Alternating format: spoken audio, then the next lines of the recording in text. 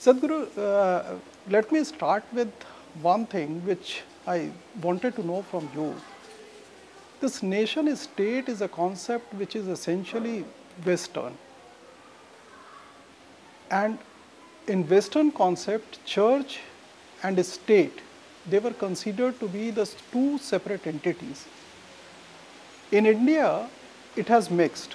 So do you think that nation state concept in Indian context is somewhat different from Western concept? See, first of all, we don't have a church in India. I mean to say, in that context. Yeah. We don't have an organized setup like church in this country, except for the church itself in the, the Christian church in India, which is a small entity, but it's organized. But the rest of the so-called religion, what we call as Hindu religion, has never been an organized process. That's its strength and that's its weakness.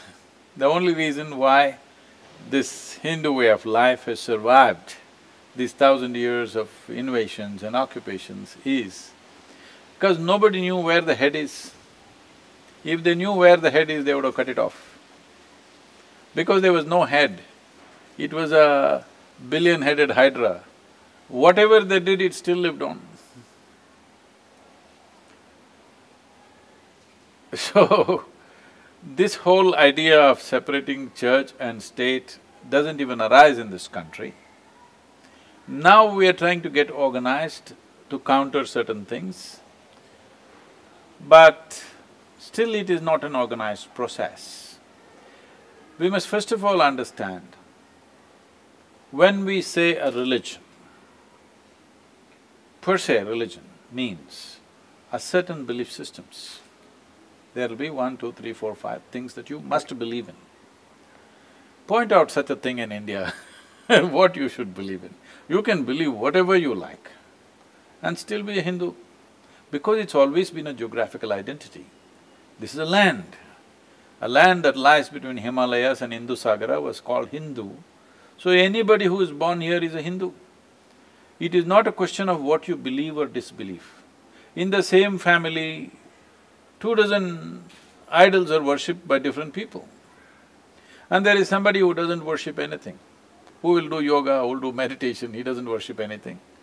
But still he is a Hindu because it's a geographical and later on a cultural identity. Only it became a religious kind of identity only when external forces try to impose their ways, only then we realize there are other ways to it. Otherwise we never knew that we had to organize, we have to do this. So church versus state is a very, what to say, people are doing an implant from elsewhere. Why I am asking you is because of late what has happened in India, that religion has got mixed with the state. Here is a monk who is heading the most populous state. No, So why do how you do see… No, why do you see him as a monk? Do you say, here is a married person who is heading the state? Do you say that?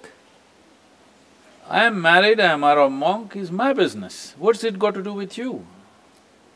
So, just because he is a monk, have you given him some special rights? Can I drive on the street without a license? Can I go without paying taxes? Just because I am a spiritual person, do I have any privileges? Can I get onto an Indian railways without a ticket? So there is no privileges. So why are you taking away certain rights? If I can vote, I can also stand for an election. Not that I will, it's not in me to do that, but if somebody wants to do that, I don't even see what anybody has any problem about that. Right. Don't you see that identity of the state with religion, will that not have negative effect on administration? See, how do you say that just because I practice something, I will definitely impose it on you?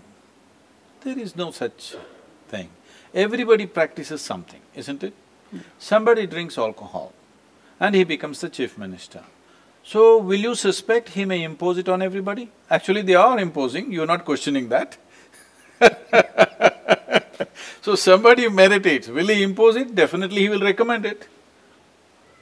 An alcoholic drinker is recommending alcohol, somebody who meditates will recommend meditation, but it's for people to take it or leave it, right? Sadhguru, now elections are around the corner. Uh, do you see some kind of negativity around? I think there is negativity. Essentially, I think in media, Why is it so? I don't see any negativity because every day I'm in contact with millions of, thousands of people at least. In all this contact, I don't see any negativity. But if you turn on the national channels, because I generally watch the English channel if I do, whoa, it looks like nation is on fire. I don't see anywhere nation is on fire, everywhere nation is fine. But if you look at the television studio, some of the television channels even have fire burning. So nation is on fire only in the television studios because you have over 200 news channels. How should they run their news channels? 200 news channels, who will get any viewership? So obviously they're setting fire to the nation to do it. It's not a total negative commentary on media, they have their duties, they have their rights and they have a responsibility. But creating this image that nation is all on fire, everybody is upset, things are going like this, no, that's not the truth. I'm living in India and I have a huge contact with people and I'm telling you, it is not so. You want to understand, I can take you out for a drive around the villages, nobody thinks it's on fire. Well, they have their daily issues, but it's not on fire. Nation is not on fire, but we're getting that feeling there are a few people who are motivated to do those things, there are a few people who are doing it in reaction to those motivations. These things are there, but today it's all more visible simply because there is social media. Social media essentially means anonymous journalism.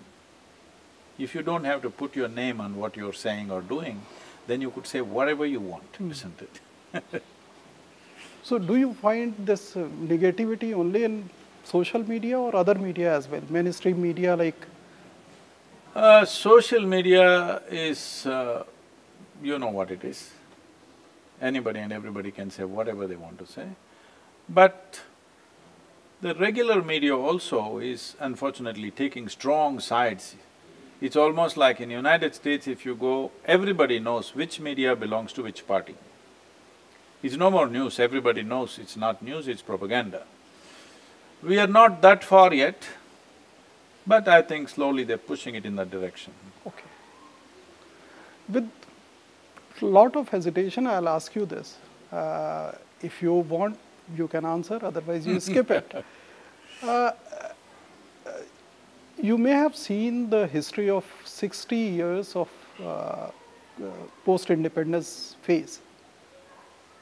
Which government do you think reflects the true spirit of India? I mean, I'm asking you because Modi government is somewhat different from Nehruvian government. So there is a debate that this is a model which is entirely different from the past models. Do you agree with that? India is one big hodgepodge, all right? So whatever you may do, you will represent one segment of the people. So you cannot say Nehruvian policies did not reflect a certain segment of people. But did it reflect the majority segment of the population? I don't think so. It was a little too up in the air kind of philosophy and attitude towards life, but it did reflect a certain segment of society. Maybe at that time people thought it is that segment of society which is significant, and they represented that. Instead of saying which is the most Indian government, I would say which has been the most effective governments. I think Narasimha Rao's 5 years was significant. One thing is, it did a tremendous job to maintain the sovereignty of the nation. Otherwise, we would have lost parts of this nation. And the economic… unleashing of India's economic power started from there. Well, Lal Bahadur Shastri tried something, but it was too brief. Atal Bihari Vajpayee brought more balance,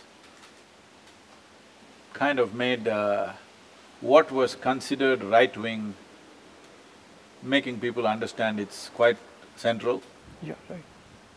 That is his contribution. Otherwise, there is also been… we've not been really looking at what kind of government we want. It's already decided who should be leading this nation because of certain privileges certain people have. I wouldn't like to call that as democratic governments because it's predetermined, all right? Leadership by election is democracy. Leadership by selection is not democracy in my understanding of life.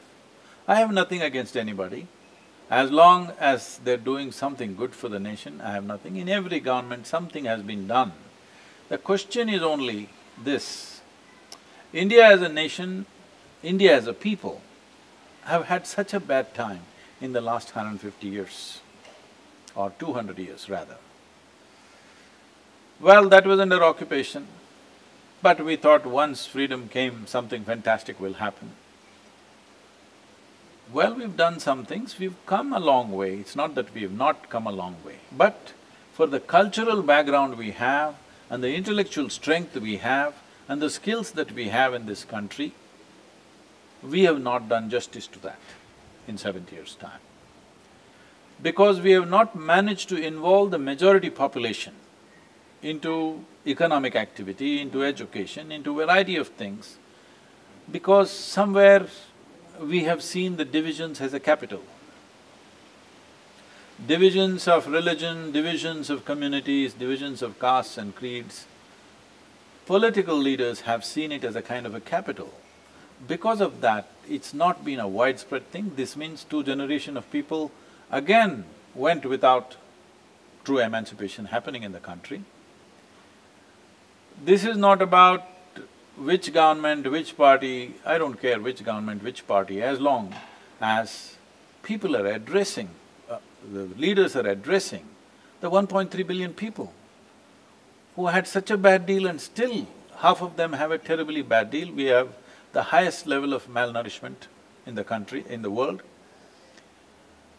This has to go. For me, development does not mean tall buildings in the city, industry going on, this, that.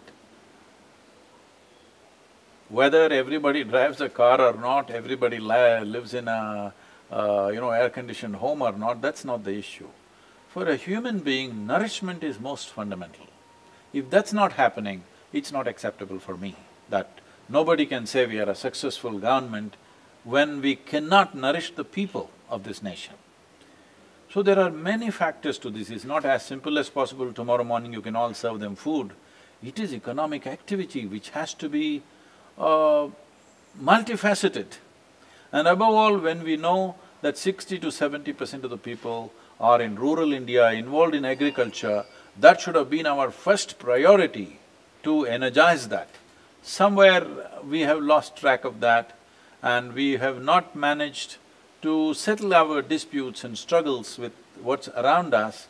Because of this, we are investing heavily into defense.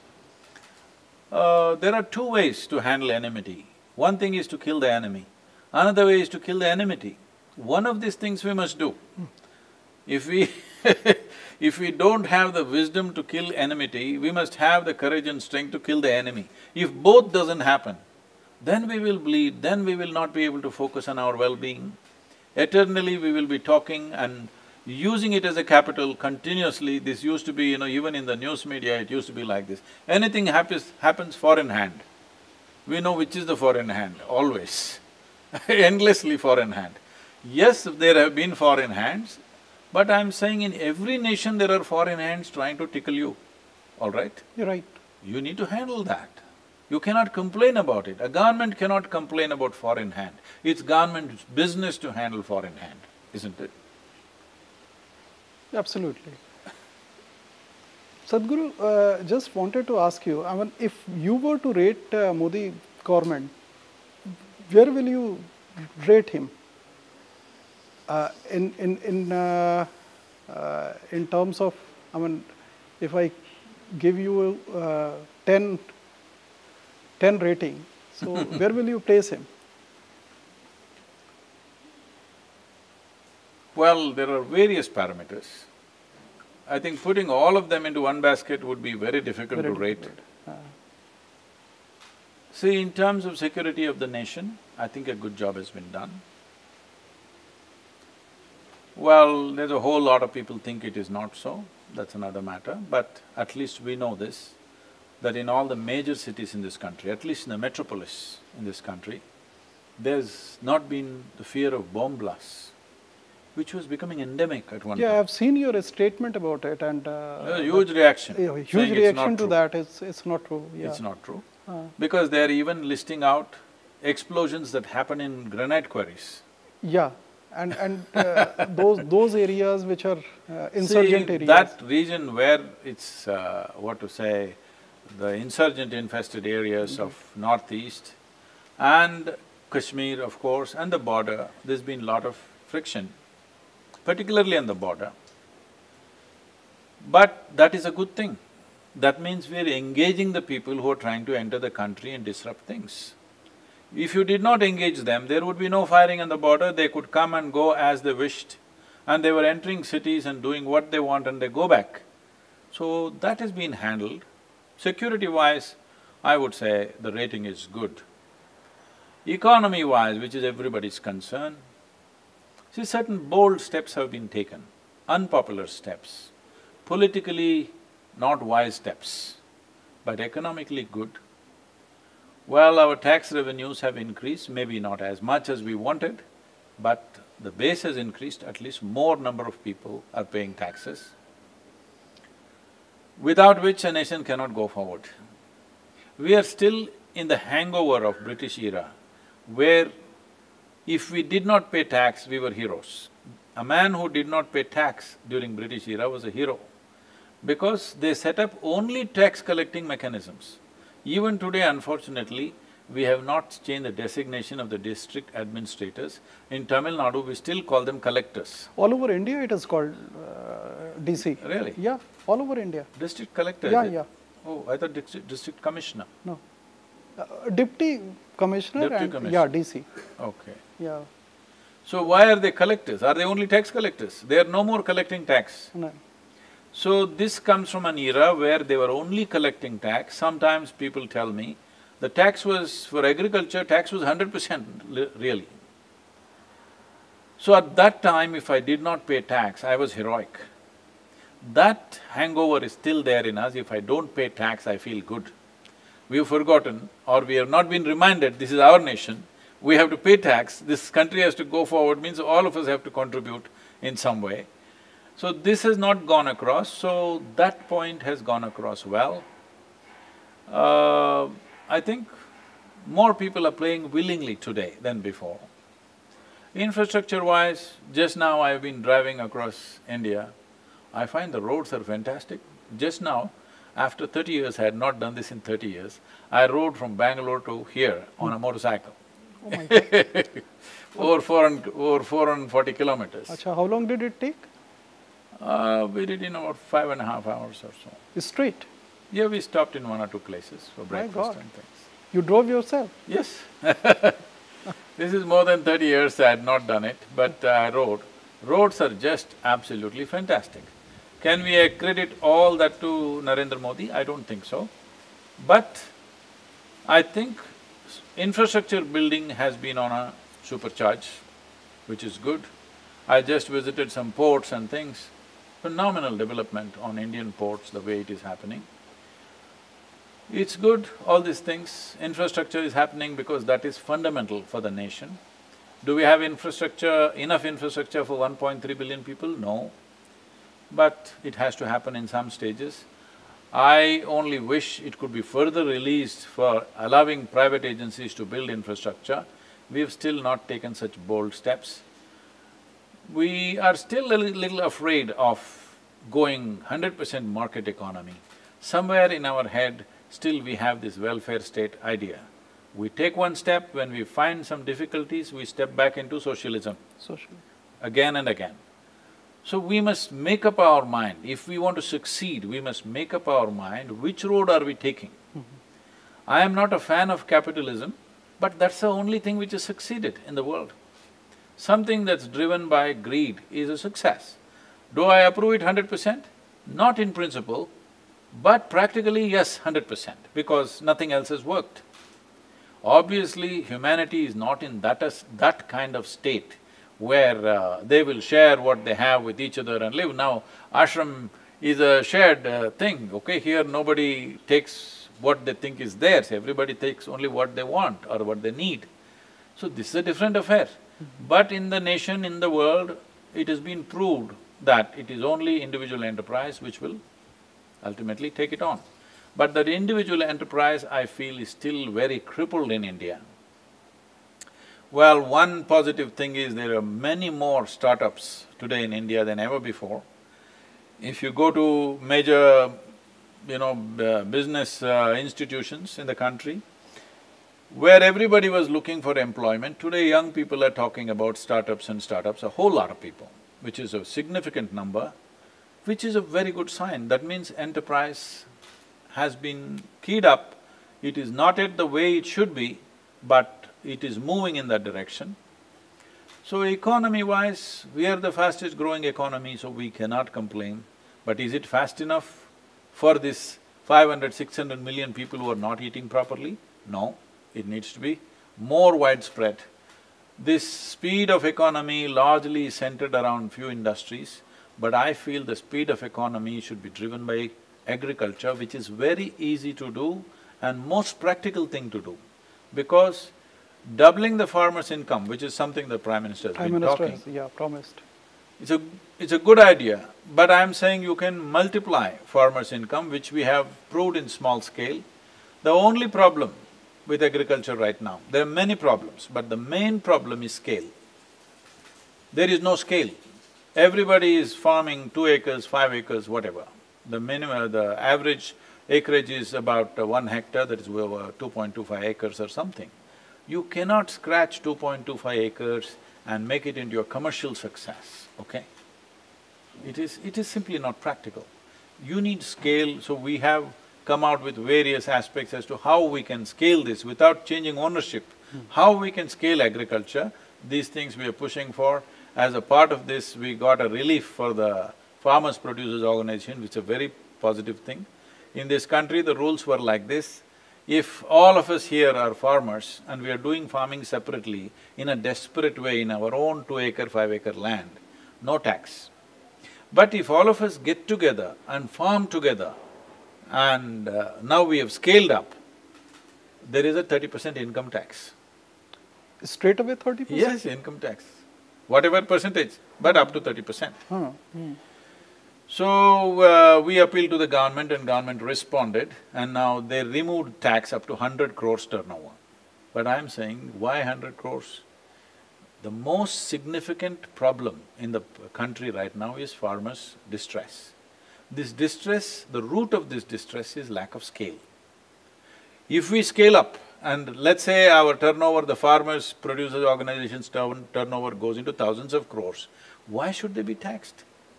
The moment you tax it, they will not come together. You are making sure there is no scale. One really frightening thing about the nation is, if you make a survey today, we have made some kind of random surveys, if you ask any farmer, how many of them want their children to go into farming, it's less than 2%. Absolutely right. So in 25 years' time, when this generation passes, you will lose the ability to grow food in this country. The skills that you gained over 1,000 years or many thousands of years, many millennia, they say in this part of the country, there has been a history of agriculture for over 12,000 years in Tamil Nadu. We have been ploughing the same land and living on the same land for over 12,000 years. But today we are going to lose agricultural skills which we gathered for so long. It is not a small thing to convert mud into food. You may be a MBA, you may be an engineer, I'll give you 10 acres of land, grow 5 different kinds of crops for me, let me see. A farmer may look illiterate, but he has intrinsic knowledge about how to grow a crop. It's not a small thing. If these skills are going to go away completely if we don't make farming a very lucrative process. In that direction, we should have done much more. Maybe there are various political things because somebody is offering farm waiver. See, a whole movement happened during 70s. During Indira Gandhi's time, she nationalized the banks. One main reason was the rural community should get finance. Otherwise, they were all in the hands of the moneylenders. It didn't happen that way. It happened. It did happen. You cannot say it did not happen. Banks started opening up only because they were nationalized. They were not fully profit-oriented, but they were making their profits marginally, but they were also financing the village and the rural population. Now today, these farm waivers, farm loan waivers, you are again pushing the farmer back into the moneylender's hands. Tell me, if it is fixed, whatever loan I give you, you're not going to pay me back. Am I going to give you loan once again and once again? So you are pushing that back, that whole movement, it's not a small thing. Nationalizing banks and moving the banks into a place that they will finance not only where it's super lucrative, they will finance in areas which is socially significant.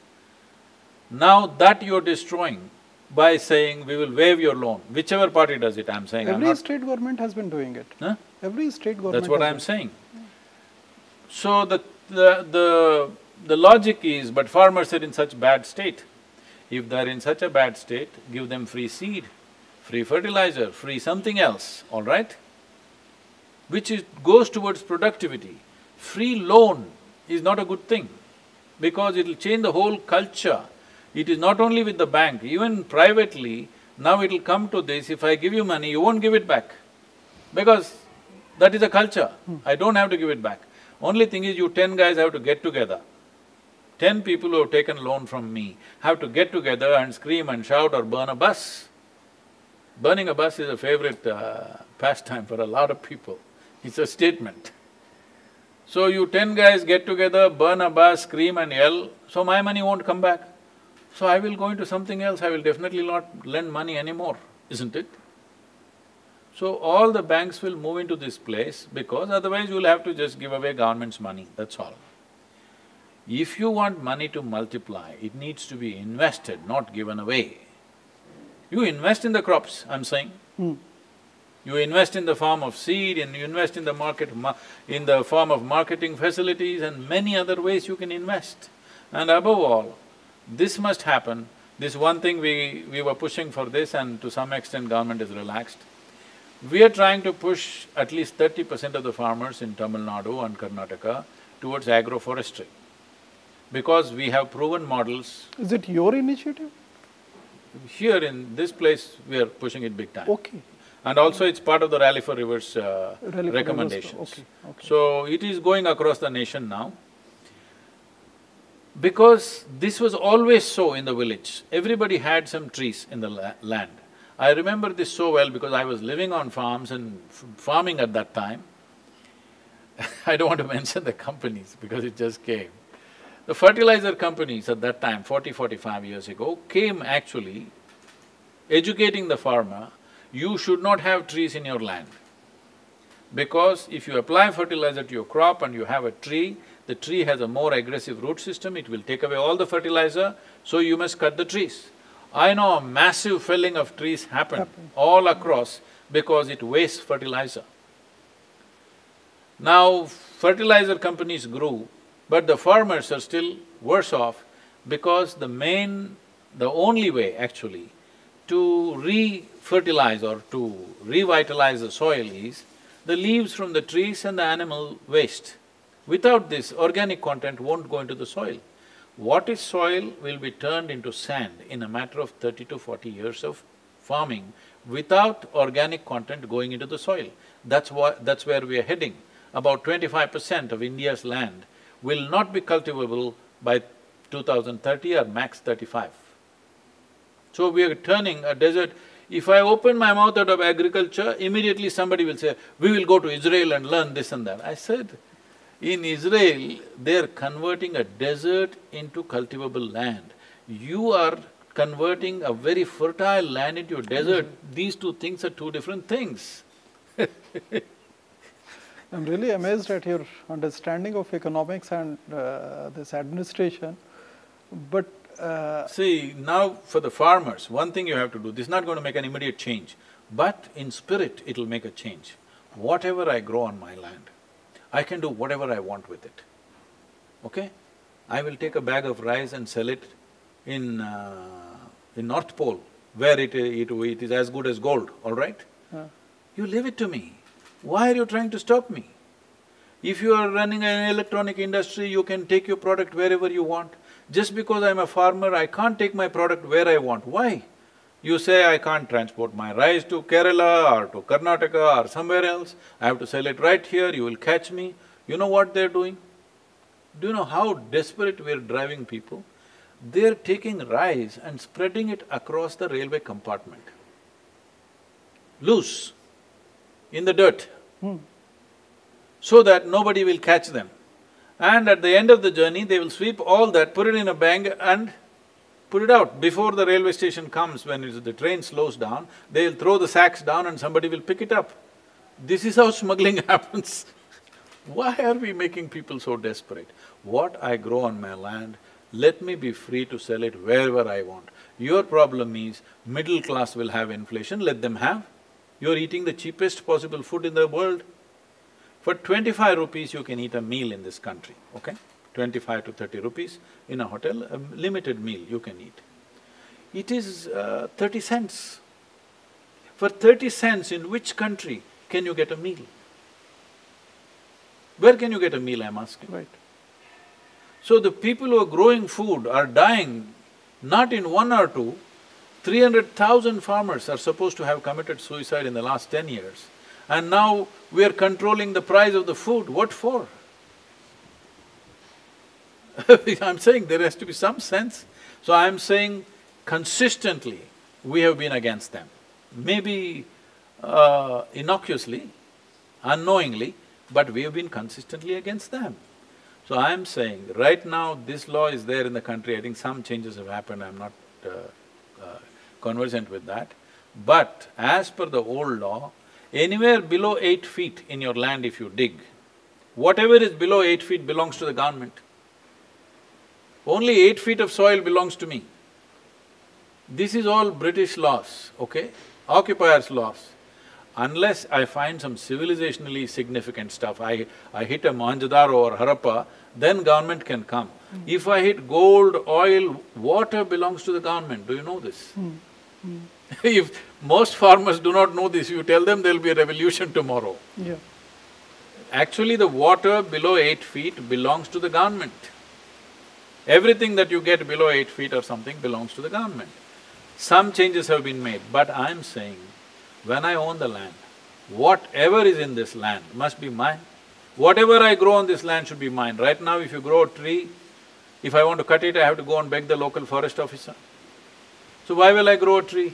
So, well, 43,000 crores worth of timber you're importing, totally timber-related products are going up to 1 lakh crores, but you won't allow me to grow a tree. Who will grow a tree in this country if you don't allow him to use it as he wants? So these are all things which have to change immediately, I'm saying.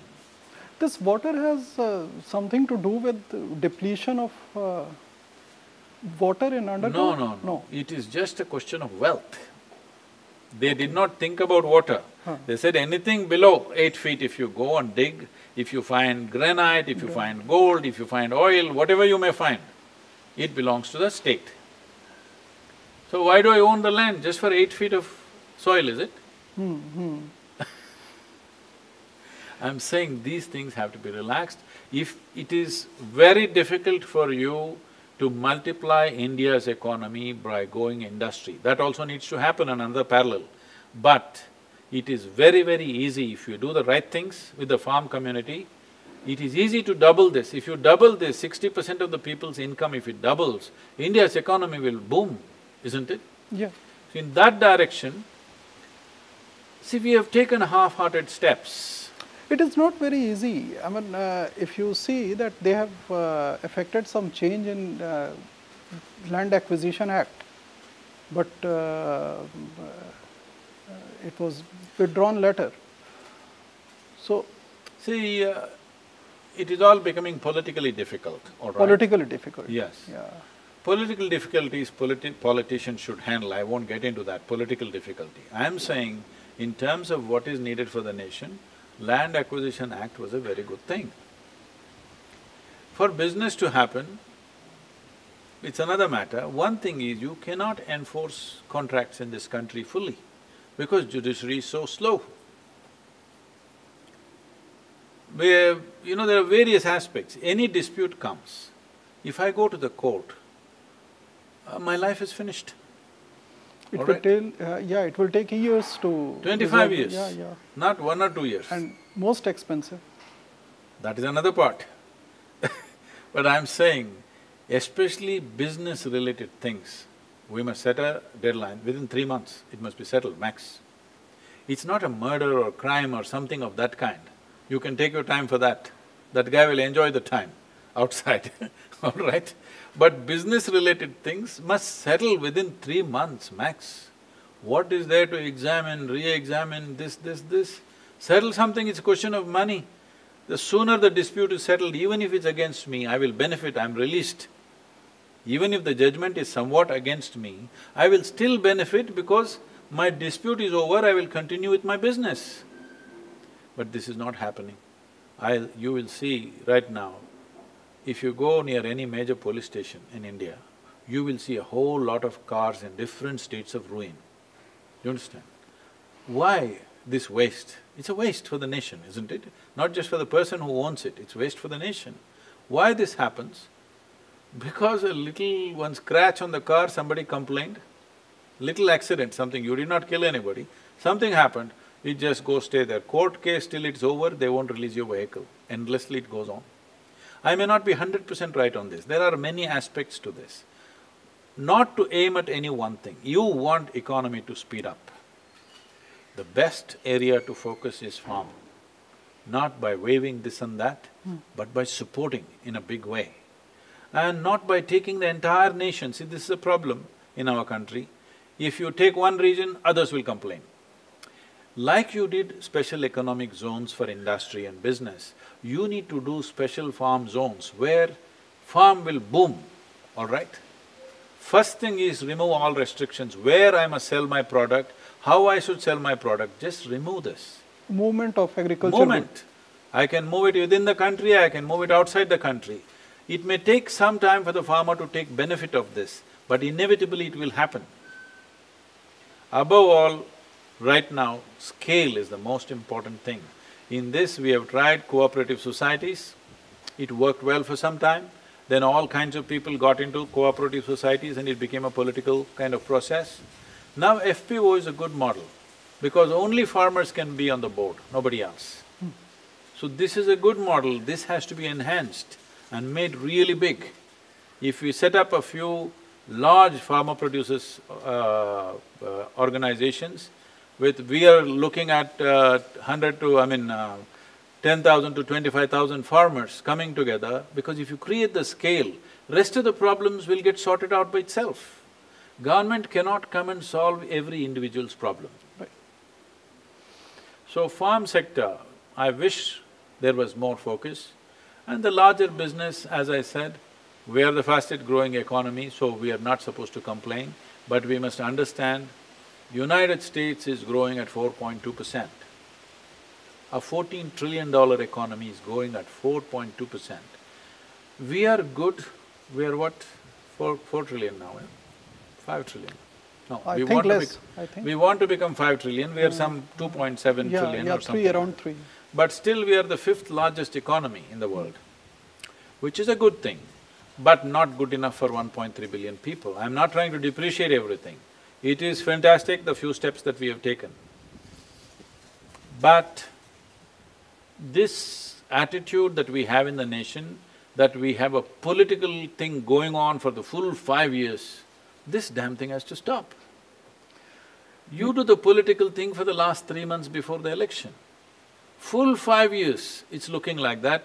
I was the first one to suggest there must be only one election in 5 years. I said if it's necessary till India reaches let us say a certain level of economy, please make the election once in 8 years. I know all the political parties are going to get me for this, but I'm saying, is it about the nation or is it about the party? You must make up your mind, isn't it? You're speaking about economic issue, rural distress and all other issues.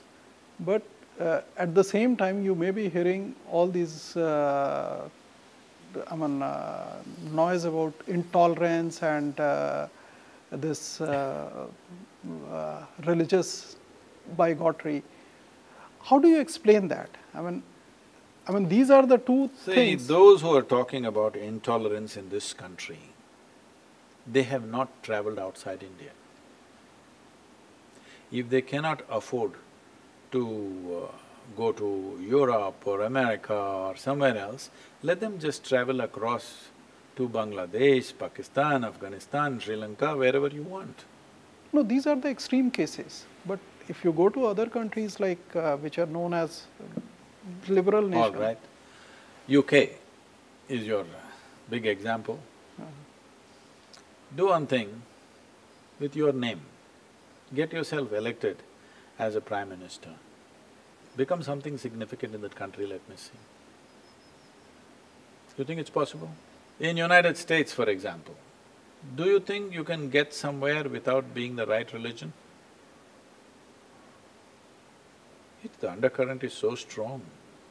In this country, you have presidents from various communities, prime ministers from various communities, cricket captains from various communities, every kind, isn't it?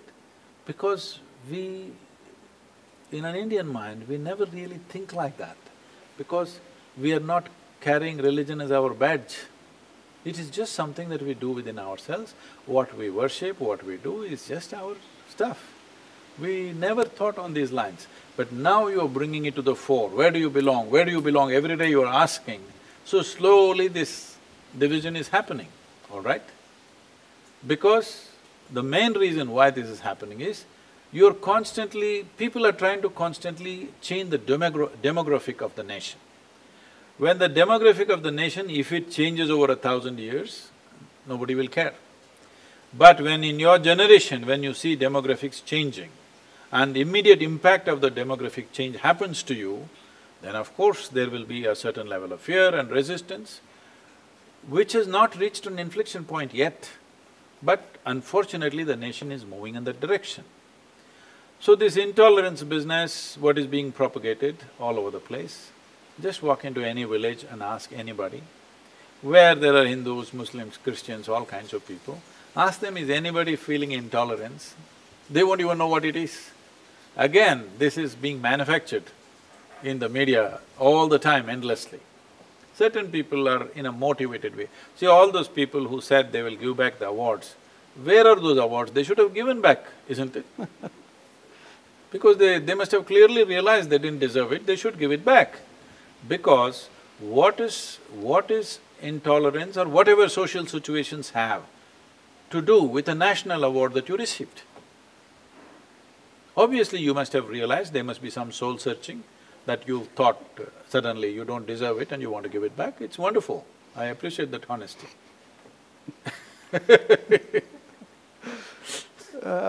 Sadhguru, one thing which I wanted to ask you, that in your own state, Tamil Nadu, atheism is dominant political theme.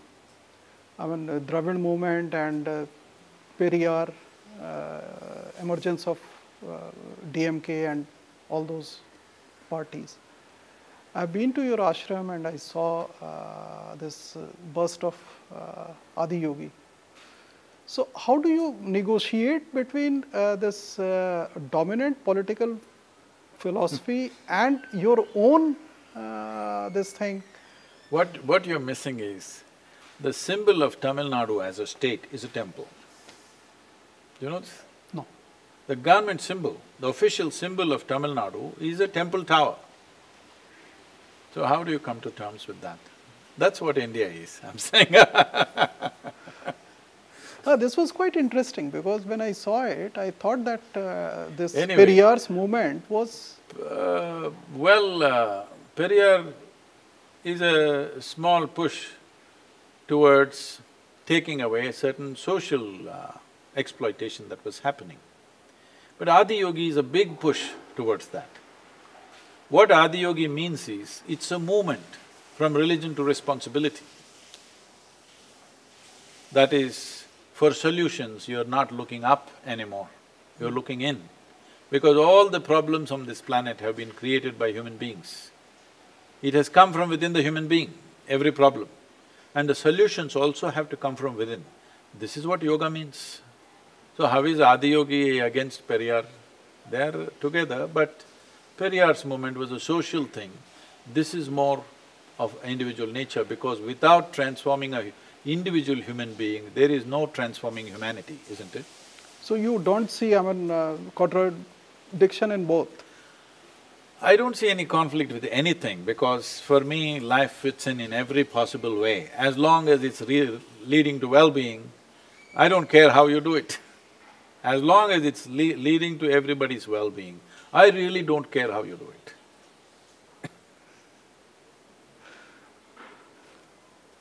Sadhguru, My commitment is for life. Yeah. My commitment is not for ideology. My commitment is not for philosophy. My commitment is not for, sectarianism. My commitment is for the well-being of life on this planet. How you do it? If you're going to do it the communist way, I'm very happy. If you're going to do it the capitalist way, I'm fine. If you're going to do it in a religious way, fine. If you're going to do it in an atheist way, it's fine with me. Because I don't care a damn how you do it. All I know is every life that's here, from a worm to insect to bird to animal and to a human being, everybody is striving for well-being. Please fulfill that one thing, that's all. I've heard your speech on Buddha in Delhi. So, Buddha is silent on existence of God, whereas he says that life is dukkha. How do you see life? I see it as ananda.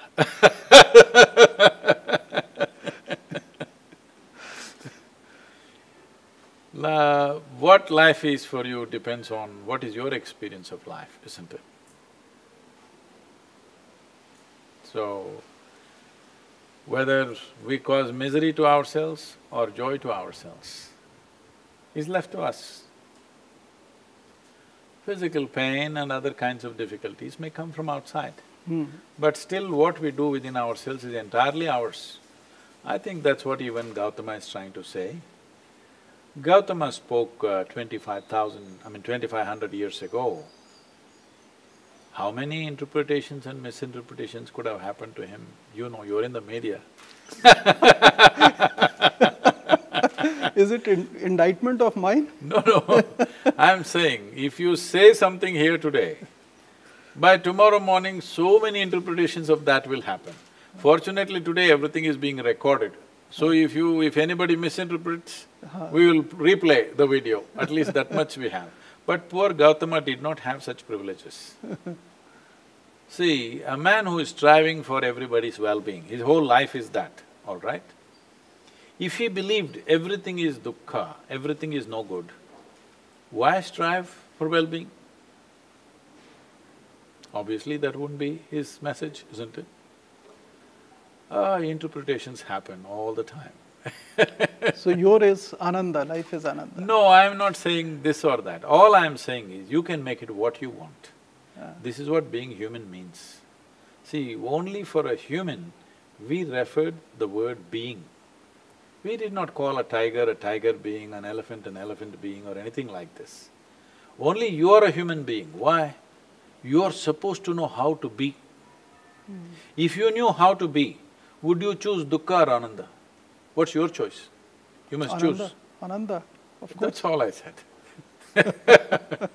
That's everybody's choice, isn't it? Of course. So, Gautama may be referring to people who are in dukkha and telling them there's another possibility. Otherwise, why is he giving them those methods? If dukkha is the only way, he would say, okay, die miserable. Yeah, he gave certain methods and… Yes, obviously he's trying to move them out of dukkha, right? Sadhguru, you have launched outreach programs which were quite Rally for Rivers, youth. So normally spirituality is seen as in insulation. It's not seen with associating with the masses. How do you do it? See, who is seeing spirituality as an isolation? You just referred to Gautam Buddha. All his life, 40 years of his enlightened life, every day, he traveled from village to village, town to town, continuously engaging with people. Is that isolation? Well, periods of isolation might have been there. The problem is, all these conclusions have come because they saw a calendar image of a yogi sitting like this and anthills growing around him and whatever. Well, there might have been a period like that of withdrawal. See, right now you are a journalist, you are out in the world. When you were doing your, let us say, your masters or whatever, were you not withdrawn? For study, I'm saying? Yeah. Maybe because your examination demanded only 2 months of study, you withdrew for 2 months, but maybe for a yogi, he withdrew for a few more years, depending on what he's striving for. So, we are taking that withdrawal period as life. No, you just look back and see, anybody that you consider as spiritual in this country, they've all been out engaged with people, always. Somebody might have withdrawn, it's his choice also, how long he wants to withdraw, how long he wants to be out. First 20 years of my activity, as a rule, I never appeared in the media, never printed a brochure or a poster or any kind of publicity material. Only by word of mouth people came. They came in millions. Today we are out because of various reasons, because I see in the next… in my vision, I see in the next 15 to 25 years, there's a tremendous possibility to raise human consciousness to a different level. There are various aspects to this. One important thing is, I was in Bangalore city, there were over 8,000 people in this program. Just casually I asked them, how many of you think you will go to heaven? Only 5 people raised their hands out of 8,000 people. 5 not 5,000, 5 If you had asked this question 50 years ago, probably 80% of the people would have raised their hands. Why has it happened? It's… Heavens have collapsed. Heavens have collapsed because more people are beginning to think for themselves, especially women. See, 50 years ago, or let's say 100 years ago, most of the world, a woman was not even allowed to think, she was not supposed to think. If she thought anything other than what she was supposed to think, she got it, all right? So, straight there, because women are beginning to think, 50% of the population has burst forth, right there. So, people are beginning to think. There was a time when your book thought for you. There was a time when your pandit or priest thought for you. Now people are beginning to think for themselves. Once you think for yourself, there is a logical structure to your thought. Once there is a logical structure to your thought, all illogical things which have been forced upon you just collapse. Just collapse. So, heavens are collapsing in people's minds. When heaven collapses, what happens? People will try to do desperate things here. So you will see consumption of alcohol and drug consumption is growing phenomenally across the world, huge. In India alone, in the last 25 years, it must have gone up 10,000%. What do you think? Yeah, you spoke about it, I believe. Yes, it's grown huge because people are trying to make the best out of here and chemicals seem to be the only answer. Now, what raising human consciousness means is, you conduct this consciously, you know how to be. Means what? You know how to be ecstatic by yourself. Well, it has a chemical basis. Every human experience has a chemical basis. This is the most sophisticated chemical factory on the planet, isn't it? The question is only, are you a great manager or a lousy manager? Why is it that we are not teaching them how to be great managers of their own chemical factory? So, this has to happen. This is why we are going all out worldwide, because We have simple methods. If somebody invests 20 minutes a day, 21 minutes a day, if they sit, their tears of ecstasy will flow. I can show you millions of people like this across the world. This needs to happen to a maximum number of people, otherwise people will go into chemicals big time. Right now, if you look at it, even affluent societies, United States, 70% of the people are on prescription medication. Another 30% of course buying in the back streets. 38% of European population, which has enjoyed the longest period of well-being, material well-being, 38% are on psychiatric medication. We are trying to push ourselves there quickly. Okay, right now in India, the consumption of medicine is very low because it's not available for a whole lot of people, they cannot afford it, all that stuff. But still the consumption of chemicals is low. But the water that you drink is poisoned. I don't know what kind of geniuses come up with these ideas, that you can poison the water, kill all the life in it and drink it as if it won't kill you. We must understand, from a single-celled animal to every life on this planet, fundamentally is of the same design. We are all carbon-based life. If something kills a bacteria, it also kills me. It's only question of dosage. But over 50% of your body itself is bacteria. If you're drinking this poisonous water, what it is doing, nobody's asking. Now Western countries are going for this, how to purify water without adding poison to it. But in India, you take any water, it smells full of chlorine. We think we are super clean or super cleaned water. No, we have poisoned water, all right? If you put on bacteria, if it dies, that it means it's poison, isn't it? Water is poisoned, air is poisoned because of variety of reasons. Purification of air will happen, I believe, in the next 15 years' time because electric cars, electric stuff and solar power is growing big time. With air purification will happen. Our food is poisoned with chemicals and fertilizers and pesticides. So we are doing a big movement towards organic farming. In Tamil Nadu, over 30,000 farmers, we have taken them towards organic farming. They are coming for a 9-day program, paid program. Now on February 2nd, we have 3,000 farmers coming. Paid program, they're paying for it and coming because we want their commitment. We don't want just coming casually and going. So, your food is poisoned, your water is poisoned, your air is poisoned and you're consuming chemicals and your recreational chemicals being consumed. Once somebody is on chemicals, then you cannot talk to him. When 90% of humanity or human populations reach a point where they start using chemicals, to be healthful chemicals, to be peaceful chemicals, to be joyful chemicals, to be ecstatic, of course, there is a drug named after it. Once this happens to 90% of the population, you cannot talk to them. Right now we are not there yet, we can still talk to them. This is why I'm on a tizzy around the world, talking to them because I feel we have a window of a maximum of 15 to 25 years. If we don't turn human beings around, if we don't teach them how to simply sit here and be blissed out by your own nature, not because of what you drank or what you popped. If you do not do this now, I think at least 5, 6 generations of people you cannot talk to them. And above all, the next generation that we produce, if all of us are on chemicals, the next generation that we produce will be less than us. When the generation next is less than us, that means we have committed a crime against humanity. In your view, what kind of setback it was when you hear the name of Ram Rahim or… I mean, what kind of setback this kind of spiritual gurus had? Yeah, I never thought he's spiritual. The first day I saw him, before all these cases came, some movie he made, right? Some movie, what is it, some god, something? Yeah, there was some movie.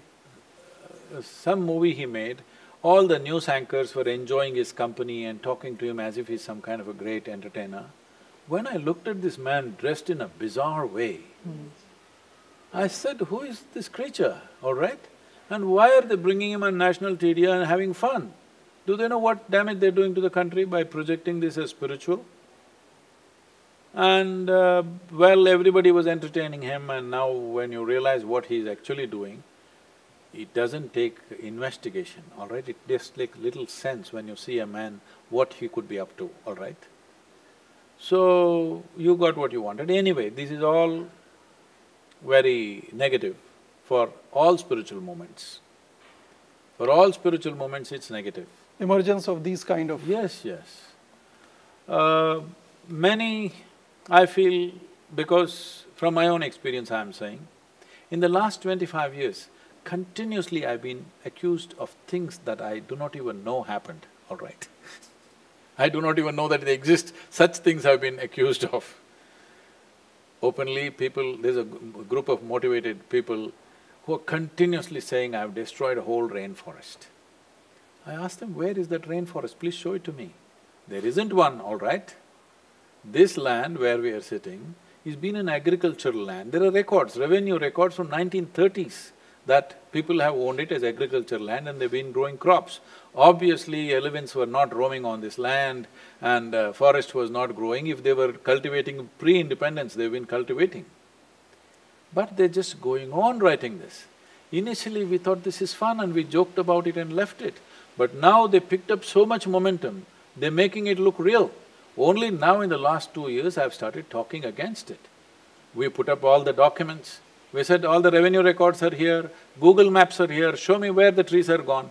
They won't say that they know one thing. If they repeat the same lie 100 times, at least 20–30% of the people will believe it. They're just continuously going on. Obviously, somebody funds them to keep it up. Why would they be against me? Because I'm not talking against anybody, I'm talking for them also, all right?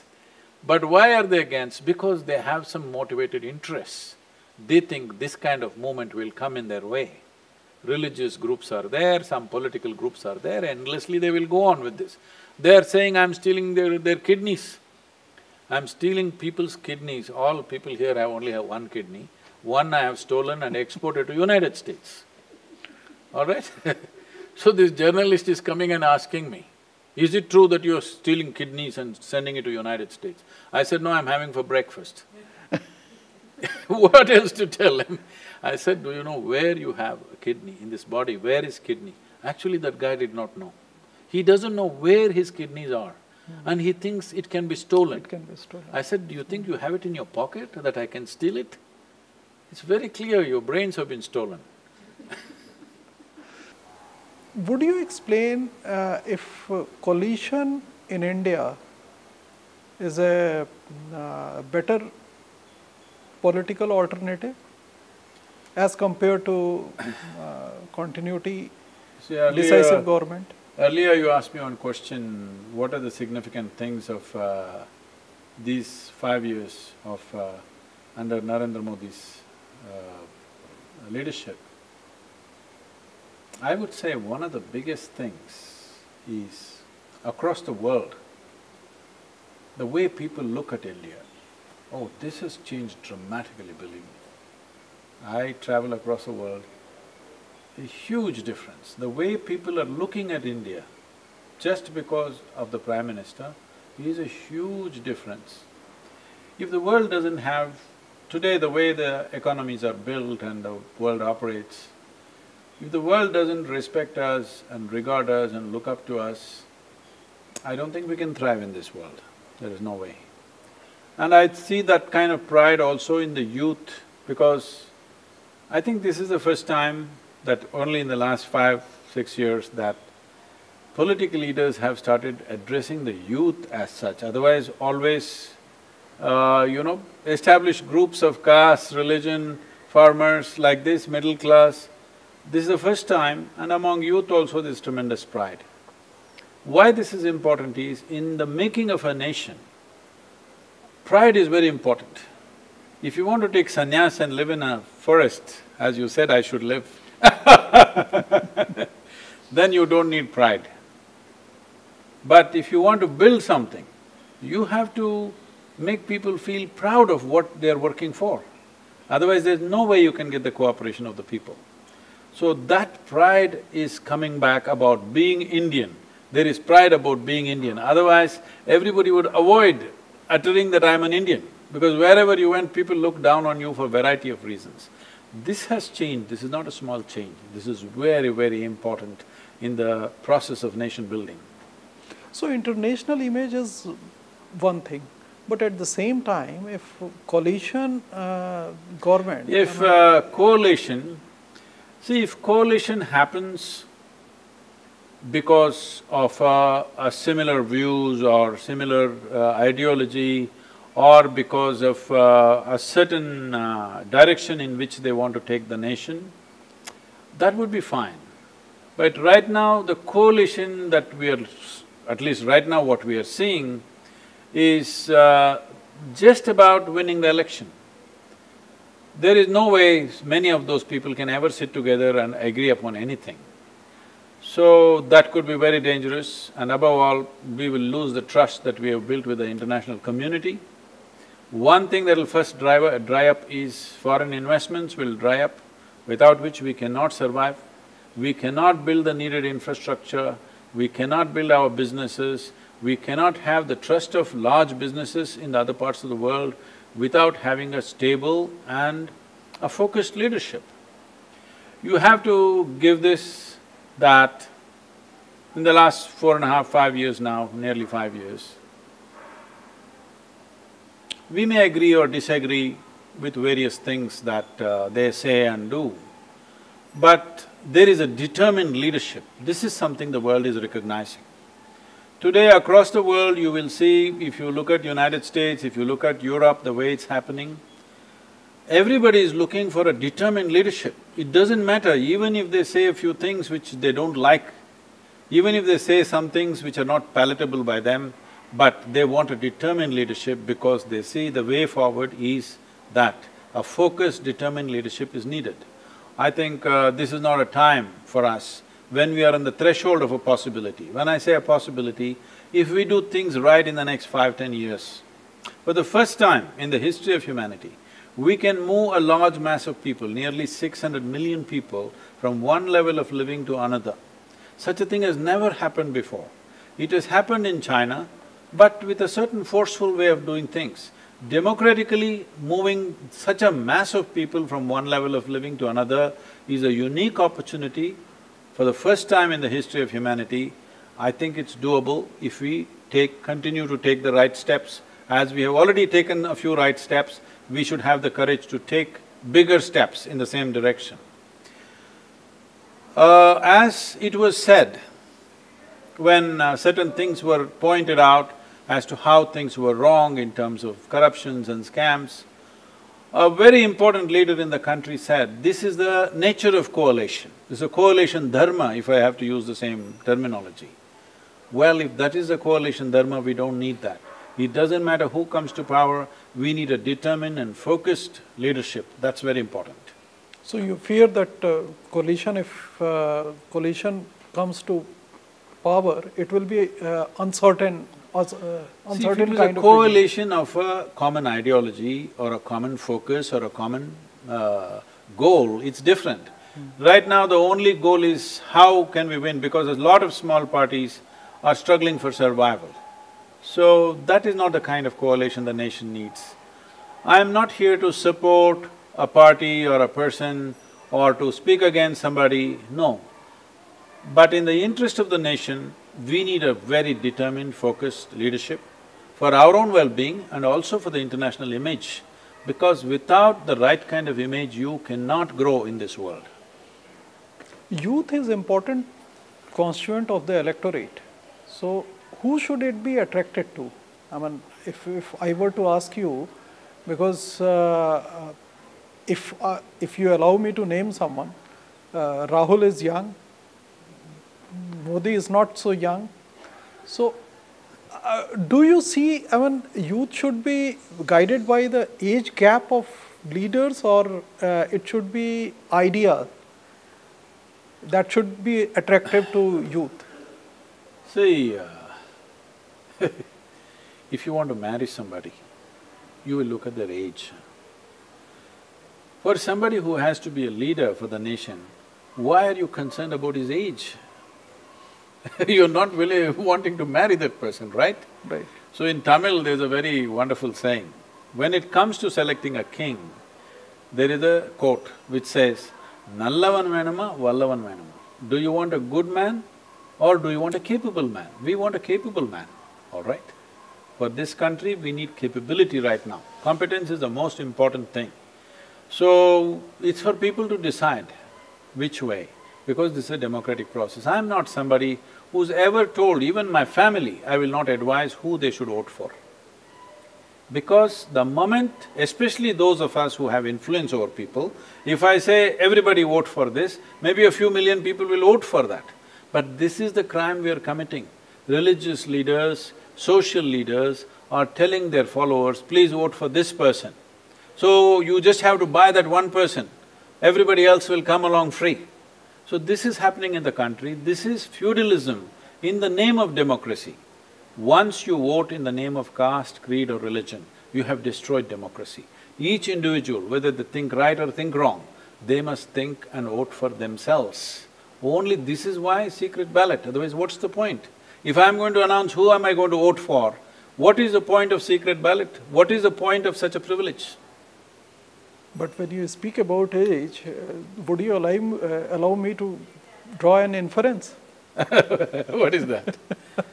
No, when you talk about competence and everything, no, so there is an obvious inference to that. See, in a country like India, with 1.3 billion people, we should have 100 options as to who can become a prime minister. We should cultivate, I'm saying. But unfortunately, across the political spectrum, we don't see too many options as to who can really lead the country in a true sense. So right now… Right now the inference is obvious. Right Why don't now, you say it, sir? No, I'm not here to endorse or depreciate somebody, because any human being can grow and transform themselves, all right? That possibility is always there. But right now, in the last 5 years, the stature of the nation has improved because of one leader. Well, you may not agree with everything. That is the prerogative of democratic world, that we don't have to agree with him on everything that he says. But the important thing is somebody genuinely working for the country? I think 100% yes. Is he all right? No. One biggest problem, I would say, is he needs to listen to the business. He's not… From many things that are done, I think he must listen much more to the active business on the ground. Well, many policies have been done which are business-friendly, but still little incomplete. Those finer things must come from the business. The people who are in political world, what they think is right is not always right, even if it's well-intentioned, I'm saying. So, if he listens much more to the people, in intent and in purpose, there is no doubt about how he is working. You know, you feel sometimes the kind of schedule he's keeping sometimes is, quite inhuman. Quite inhuman. I am also known for that, but but I feel the Prime Minister should be little more rested and be able to attend to various things that he should, but his schedule is like impossible schedule. I think one reason for this is, in this country, we have not created many layers of leadership. If a leader takes the responsibility, it is totally on him to prove or disprove whether he can do it or cannot do it, which is an unfair expectation from any human being. It is very important we build leadership on various layers, that all of them will be functioning. The top leader is only a guiding force. He need not initiate everything in the country. Right now, he is trying to initiate everything in the country. You have to keep your street clean, it's his initiative. Children should wash their hand before they eat their lunch, that's his initiative. You should do yoga for your health, it's his initiative. I'm saying the nation should do things and the policy maker or the leader of the nation should only guide it. He's the captain of the ship. He is not the crew. But unfortunately, he is also taking the roles of the crew because so many things the crew is missing in many places. I feel the most significant thing for this country is that we are such diverse people, you know. See, I don't understand your language, you will not understand my language. We don't like what you eat, and you may not like what I eat. The way we dress, the way we speak, the way we eat, the way we do, everything is different every 50 kilometers in the country. If you drive 50 kilometers, people look different. But we've always been one nation, even when we were politically over 200 nations, okay? Even at that time, a few thousand years ago, everybody in the world referred to us as Hindustan or Bharat, because they saw us as one nation. So the most important thing has been that we have been a land of seekers. Our spirituality was the connection. But that is what people have been hacking away at. And people are openly talking about breaking the country. The question is not about you want it in one or you want it in many pieces, that's not the point. Just 70 years ago, you've seen the disaster of a partition. Nearly 1 million people got killed, at least over 600, 700,000 people got killed, and a few million people went through horrendous experiences, many of them in the other part and also to some extent in India, still living in refugee kind of camps. The pain and what they have gone through is, it cannot be spoken to that extent. But in 70 years we forget and talk about again breaking the country. Is there any humanity, I'm asking? So you need leadership which is strong and brings pride about the nation, otherwise the sovereignty of the nation will be in doubt. Because these kind of things are being nurtured in the name of freedom. There is no freedom in this. This is the compulsion of the vain. When they don't have anything else to do, they think breaking something into two parts will make it better. It will not make it better. We have seen the pain of partition. One thing is, we must know, we must learn from history. This is a serious problem in India. We have not learned from history. We have a way of forgetting what happened yesterday and going on with the same thing tomorrow morning. So we must remember, the sovereignty of the nation is of prime importance. And a very stable, focused and strong leadership is necessary at this stage in this country to maintain the sovereignty of this nation. Today, wherever I go to the universities, in a few universities, it's a small segment, but they're becoming quite noisy. They're talking about, we won't stand up for the national anthem, we don't care, we don't believe in all these things, nationalism. That's because your stomach is full. See, nationalism is not some God-given stuff. It's just an idea that all of us have agreed upon, isn't it? It's just an idea that we agreed, this is our nation. So now if we don't have any kind of emotion or involvement in that, it will naturally break. It is like you got married and you told your wife, say, I will give you what you want, but I will not invest my emotions in you. You think she'll be your wife and she'll make a family for you? It'll be a disaster. So similarly, to put this many people together and drive them in one direction, some emotional connect is needed. This is what nationalism means. And this nationalism needs to be calibrated. Right now, when half the people have not even eaten properly, we need a strong sense of nationalism. Suppose 25 years later, everybody is doing well, we can reduce our intensity of nationalism and look at life little differently. We want to just make this into a global affair at some point when everybody is doing well, great, that's a great idea. But when people are in such distress and you want to address their issues, you need a forceful nation. Otherwise you cannot address the issues of your citizens. People who have eaten well, who are living in comfort in the cities are blabbering all kinds of things without any sense, because this is not about nationalism, this is about humanity. If you have any humanity, you must, every day when you eat a meal, you must feel that a farmer who produces food for you has not eaten enough to nourish him to go and work in that hard work in the field. A woman who is pregnant has not enough to nourish the child in her womb. A child who is going to school has not eaten enough to sustain himself for the day. If you have any kind of feeling about anything, you have your own silly ideas in your head, then it won't work for this to stamp this idea into everybody's head.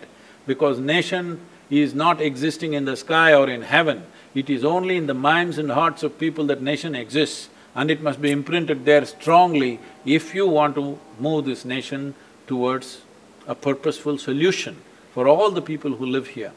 When we have reached such a state, everybody is doing wonderfully well, then we can dismantle the nationalistic structure a little bit and talk about very egalitarian existence. Right now it's not practical. May I ask you, this Raphael, doubts on Raphael D is also in the same context? See, our defense forces, all these people who talk all kinds of irresponsible things, I would like them to go and spend some time.